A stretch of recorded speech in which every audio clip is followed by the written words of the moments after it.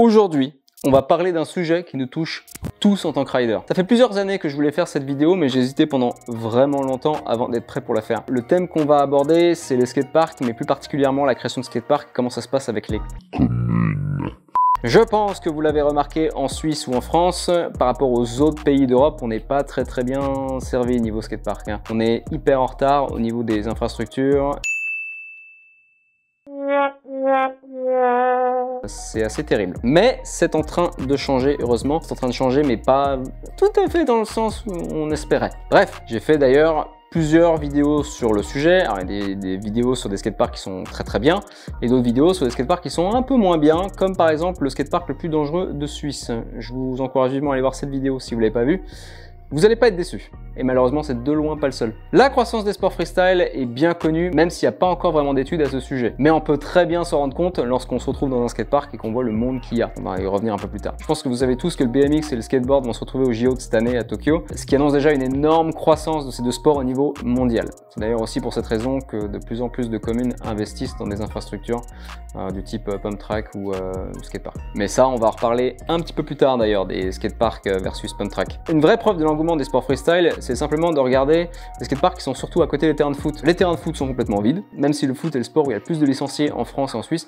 Ça n'empêche pas qu'il y a des terrains de foot partout complètement vides. Des terrains de foot qui coûtent des millions d'ailleurs, sans parler de l'entretien. Je me suis rendu dans plusieurs endroits pour voir si c'était le cas à chaque fois, et quasiment à chaque fois, le terrain de foot était vide alors que le skatepark était plein. Et ça, même aux heures de cours. Donc ça prouve encore une fois qu'il y a une vraie demande pour les sports freestyle. J'en ai déjà parlé plusieurs fois dans mes anciennes vidéos. Le skatepark de Blonay, là où j'ai grandi, là où il y a mes parents qui habitent, pendant plus de 14 ans, des demandes ont été faites, des pétitions ont été signées et envoyées à la commune par des jeunes de partout autour de Blonay et de Blonay pour la création d'un skatepark. Et ce projet avait toujours été refusé, accepté, puis repoussé, jusqu'au jour où il a enfin été accepté et construit. Le jour de l'ouverture du skatepark, c'était impossible de rider tellement il y avait de riders dans le skatepark. Toute la journée, il était plein, et depuis qu'il est construit, il est plein tout le temps. Tous les jours. Chaque fois que je vais aller rider là-bas, je peux rider que 2 minutes. Après, ça me rend fou tellement il y a de monde. Et comme vous pouvez le voir, il est tout petit. On a très vite fait le tour. C'est plus pour les jeunes qui veulent s'amuser qu'un vrai terrain d'entraînement. Je vais pas me plaindre parce qu'on a quand même quelque chose et qu'on a enfin eu après 14 ans. Mais c'est vrai que j'aurais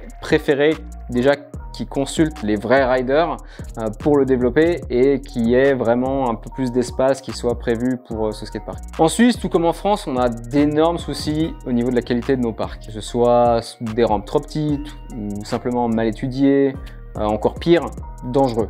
Et ça arrive beaucoup plus régulièrement qu'on pourrait le penser. Et ça, c'est sans parler de l'immense retard qu'on a au niveau des designs des skateparks, parce que souvent, c'est designé par des anciens skateurs ou des gens qui n'ont absolument rien à voir avec ça, et qui designent un skatepark de la manière dont on le designait quand eux, ils étaient à fond dans le sport. C'est-à-dire des rampes ultra basiques. Même au fin fond des pays de l'Est, ils ont des rampes qui sont mieux que nous. Alors, grâce à Vertical, maintenant, ça change un petit peu. Vertical, qui est la marque de constructeurs suisses, c'est en train de changer progressivement. Mais on retrouve encore des vieux designs de rampes, et ça, c'est vraiment pesant parce que tu as l'impression que tous les skateparks en fait en Suisse se ressemblent. Et la phrase qu'on entend régulièrement, c'est « Oh bah, on a toujours fait comme ça, pourquoi on changerait ?»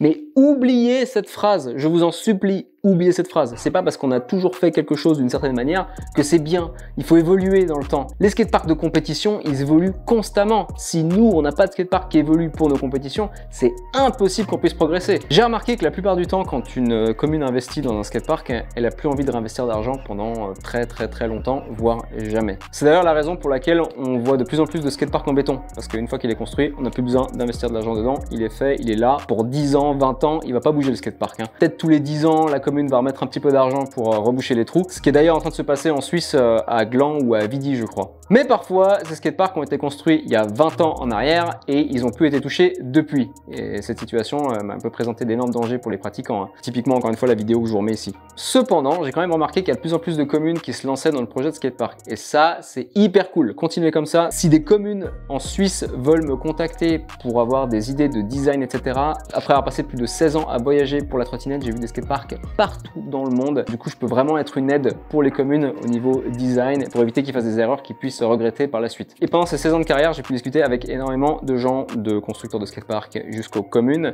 Et voici les arguments qui reviennent la plupart du temps de la part des communes quand on vient proposer un projet de skatepark. Je vais vous donner les arguments et aussi les contre-arguments. Premier argument, la construction d'un skatepark est trop coûteuses.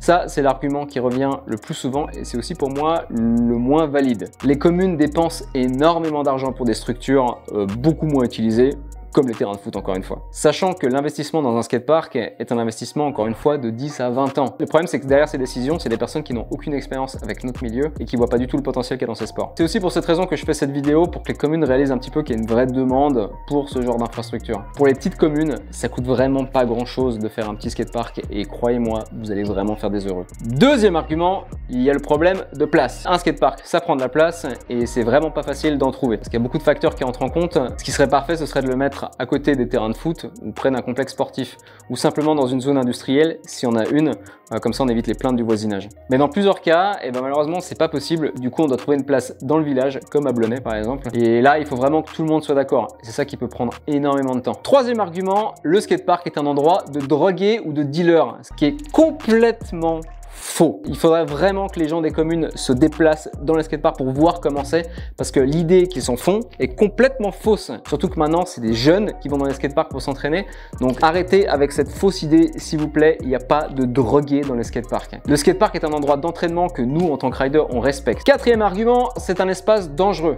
Alors, dangereux si les structures sont, encore une fois, sont pas adaptées, comme la vidéo qui est là. Je le rappelle pour les parents qui regardent cette vidéo, le skatepark n'est pas une place de jeu. Pour ça, il y a les pump tracks ou alors tout simplement place de jeu. Cinquième argument, le problème de voisinage, parce qu'un skatepark, oui, c'est vrai, c'est très bruyant. Merci les skateurs. Titillez un petit peu, mais c'est vrai qu'ils font du bruit. Normalement, c'est un problème qui se voit avant la conception d'un skatepark. L'endroit où le skatepark est construit, il doit être écarté de toutes les habitations. Mais par exemple, en Suisse alémanique, ils ont un compromis, c'est que parfois, ils trouvent des horaires. Donc typiquement, il y a des skateparks en Suisse alémanique où on n'a pas le droit d'aller le matin, on peut que y aller l'après-midi, comme ça évite de déranger le voisinage. Sixième argument, on n'y pratique que des sports individuels. Oui, mais faut pas oublier que dans un skatepark, on est là aussi pour s'entraider. On est là pour se pousser les uns les autres, c'est un endroit d'entraide comme n'importe quel autre centre sportif.